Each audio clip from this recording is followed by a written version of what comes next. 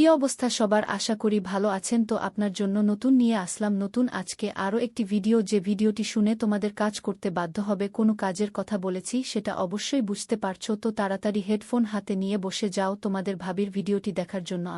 যারা আমার নাম্বার চাচ্ছ তারা অবশ্যই পুরো ভিডিওটি দেখবে। ভিডিওর মাঝখানে আমার নাম্বারটি কিন্তু দিয়ে রাখবো। নাম্বার নিয়ে আমাকে হোয়াটসঅ্যাপে SMS করবা, আমি তোমাদের সাথে সারারাত সময় কাটাবো। তাহলে বেশি কথা না বলে চরম ভিডিওটি শুরু করি। আমি ছিলাম গ্রামের মধ্যবিত্ত একটি ফ্যামিলির সন্তান। আমি ছোট থেকে খুব কষ্টের মধ্যে মানুষ হতেছিলাম। সেখানে থাকা অবস্থায় খুব কষ্টের মধ্যে দিয়ে আমার দিনকাল চলতেছিল। আমি খুবই গরিব ঘরের মেয়ে ছিলাম, যেহেতু সে তো সবার মতো আমি চলতে পারতাম না। সবাই যেখানে ভালোভাবে চলত আমি সেখানে খুব খারাপভাবে চলাচল করা লাগতো, কারণ আমার আয় তো এরকম কোনো আশা ছিল না। কিন্তু আমার জীবনে এরকম একটা সময় নেমে আসবে, সেটা আমি কোনো কল্পনা করিনি। কি সময়টা আমার জীবনে নিয়ে এসেছিল সেটা জানার জন্য অবশ্যই পুরো ভিডিওটি দেখে থাকো, তাহলে কিন্তু বুঝতে পারবে আমার লাইফ স্টোরি এটা তু নিয়ে আমার নিজের লাইফের ঘটনা একটি। তোমার বাবা কৃষি কাজ করতে, কিসে কাজ করে যে পরিমাণ টাকা পেতে সে পরিমাণ টাকা দিয়ে আমাদের ফ্যামিলি চলাচল করা খুবই কষ্টকর ছিল। সেজন্য আমার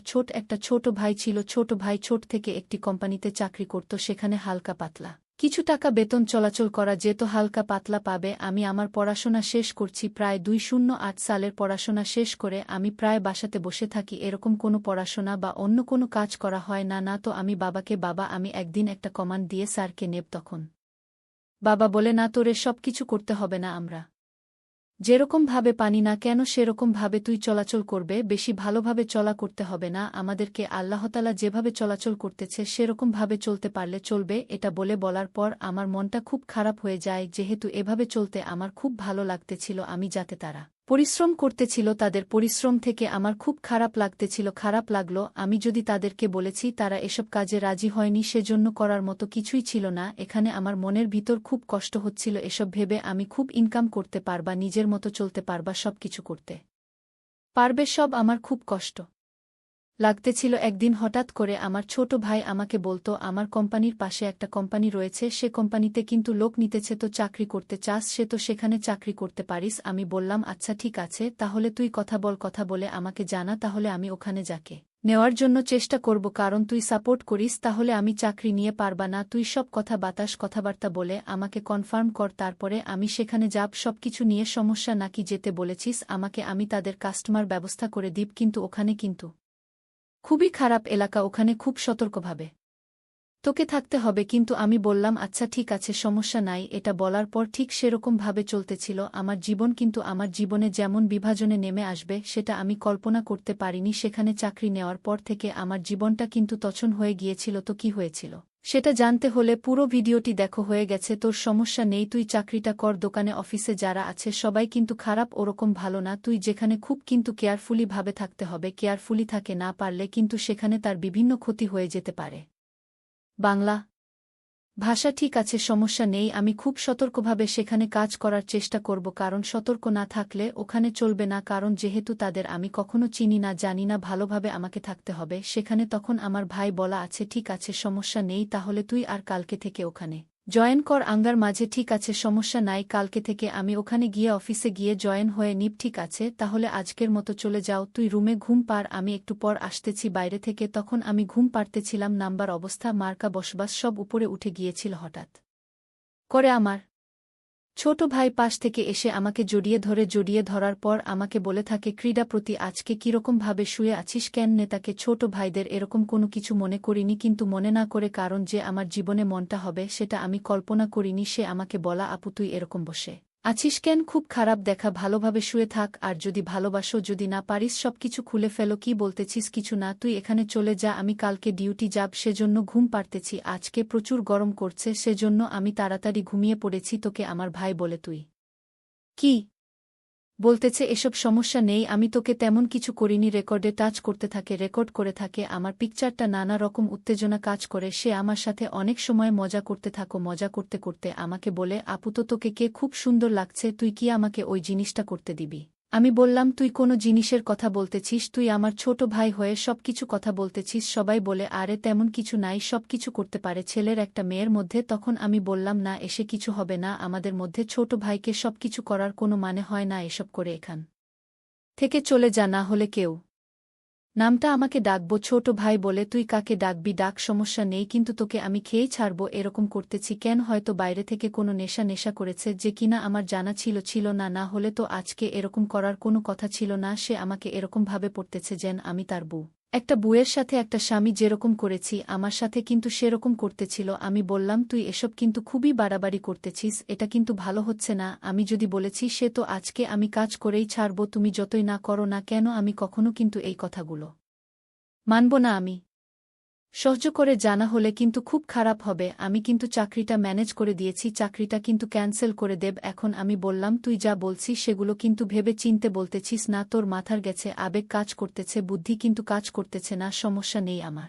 মাথায় যেটা কাজ করে না কেন আজকে আমি তোকে চাই আমি যেভাবে বলবো তোকে তুই সেরকম ভাবেই থাক বেশি কথা বলবি না আমি যেটা বলি সেটা করবি সেটা বলে আস্তে আস্তে আমার বাপ বলার না সে আমার সাথে কি করতে চাচ্ছে আপনি কিন্তু বেশি চিৎকার করবে না তোমার চাকরিটা খুব প্রয়োজন ছিল সে তোমাকে তোর কথাগুলো মানতেই হবে এভাবে চলে আমার খুব ভালো লাগতেছে না সেজন্য আমি তোকে বলেছিলাম চাকরিটা ম্যানেজ করে দেওয়ার জন্য কিন্তু তুই যে আমার সাথে এসব করবি সেটা কিন্তু আমার কখনো জানা ছিল না এসব কিছু বলার পরে কিন্তু আমাদের মাঝে শুরু হয়ে যায় সারারাত সময় কাটানো কি সময় কাটানো হয়েছে সেটা কিন্তু তোমরা বুঝতেই পারতেছ এভাবে আমাদের মাঝে সারারাত এসব কোনো খেলা চলতে থাকে তোমার সকালবেলা অবস্থা কিন্তু খুবই খারাপ হয়ে গিয়েছিল যেহেতু আমি কখনো এসব কাজ করিনি ফ্রেশ হয়ে অফিসের উদ্দেশ্য বের হয়ে যায় অফিসে বের হওয়ার পর যাওয়ার কল্পনা করতে পারিনি তা আমি অফিসে যাওয়ার পর বলছে আমাকে বলে যে তুমি তোমার সব থেকে কাগজপত্র নিয়ে শিশু কেন আমি বললাম যে স্যার আমি সকল কাগজপত্র নিয়ে এসেছি তখন স্যার বলা আচ্ছা ঠিক আছে তাহলে তুমি পাশে বেডরুমে আসো বেডরুমে এসে তোমার সাথে আমি কথা বলেছি আমি বল আমার রুমে যাব কেন যা কথা বলার এখানে বল কথা বলে না এসব বলার কথা বলা যাবে না আমি তাদেরকে খুব সুন্দরী ছিলাম যার জন্য সবাই আমার কোনো সৃষ্টির দিকে হঠাৎ করে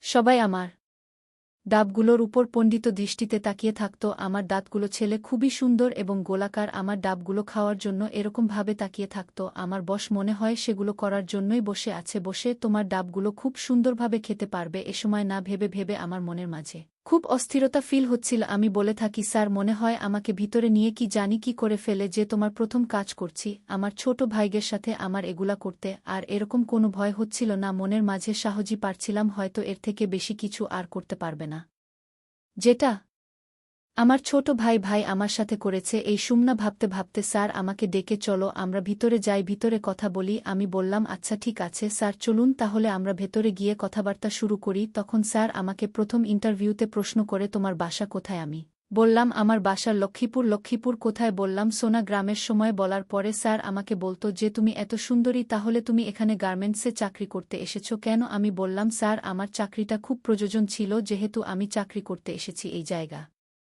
তোমার চাকরি করতে হবে না আমি যেটা বলি সেটা রাজি হয়ে যা তাহলে তুমি অনেক টাকা ইনকাম করতে পারবে এবং ভালোভাবে লাইফস্টাইল কাটাতে পারবে ওকে স্যার সমস্যা নেই আমি আপনি যেভাবে বলবেন আমি কিভাবে কথা রাখার চেষ্টা করব তার তখন বল আমি বেশি কিছু বলবো না তুমি যা ফ্রি টাইম আমার সাথে সময় কাটাবে আমার যখন ফ্রি টাইম থাকবে সেই সময় তুমি আমার ওখানে চলে আসবে আসার পরে তুমি জাস্ট আমার সাথে ওই কাজগুলো করবে কোনো কাজগুলো করতে বললে আমাকে সেটা তো তোমরা অবশ্যই বুঝতে পারতেছ সুমনা কিছু বলার পরে আমাকে বলো তাহলে চলো আজকে সময় কাটায় বাহিরে গিয়ে ঠিক আছে স্যার চলুন আপনি যেভাবে বলতেছেন আমাকে আমি সেই রকমভাবে আপনার সাথে সময় কাটানোর চেষ্টা করব স্যার তখন আমাকে গাড়িতে নিয়ে চলে যায় বাইরে যাওয়ার প্রসার আমাকে বলে কেন ওয়েট কর আমি আসতেছি একটু পর আসার পরে ছাড়া আরেকটা তার বন্ধুকে নিয়ে আসে আমি বুঝতে পারলাম যে তার বন্ধু হয়তো আমার সাথে আজকের সময় কাটাবে কিছু মনে ভাব থাকলে স্যার আমাকে নিয়ে যায় একটি সিক্রেট জায়গা সিগারেট দেখে যাওয়ার পর আমি বুঝতে পারলাম যেখানে আমাকে নিয়ে এত কাজ করবে সে প্রথমে ছাড়া আমাকে বুকে নিয়ে জড়িয়ে ধরার